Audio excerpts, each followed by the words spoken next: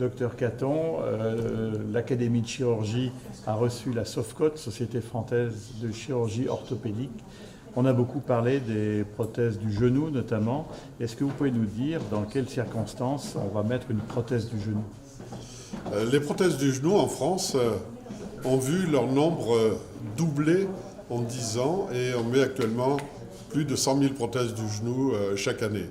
Ça commence à devenir une chirurgie très commune, relativement simple, donnant des résultats immédiats parfaits, avec une hospitalisation très courte et des résultats à long terme qui sont aujourd'hui des résultats à plus de 20 ans qui sont toujours excellents. Les indications, c'est plutôt l'arthrose, les traumatismes? À 90%, l'indication d'une prothèse du genou est secondaire à un problème d'arthrose, c'est-à-dire un problème d'usure de l'articulation.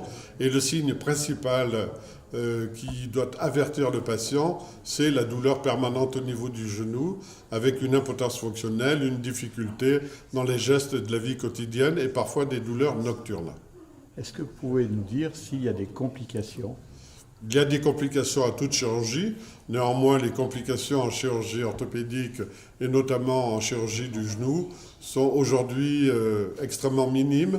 Et la complication la plus importante, c'est l'infection. On appelait ça autrefois le rejet de la prothèse. Il faut savoir que l'infection, c'est le souci principal des chirurgiens orthopédistes et que le taux d'infection sur les prothèses articulaires en France actuellement est inférieur à 1%. Et dans les très bons services de 0,5%.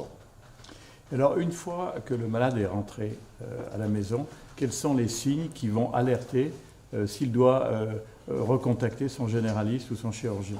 Aujourd'hui, l'hospitalisation se fait dans des conditions très particulières, avec une hospitalisation raccourcie et de plus en plus de chirurgie ambulatoire. C'est-à-dire que le malade rentre le matin et rentre le soir chez lui lorsque son domicile n'est pas trop éloigné de l'établissement dans lequel il a été opéré.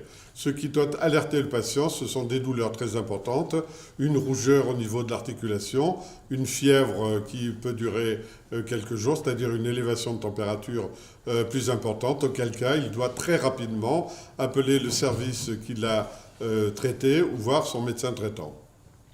Merci, docteur Caton. Merci beaucoup.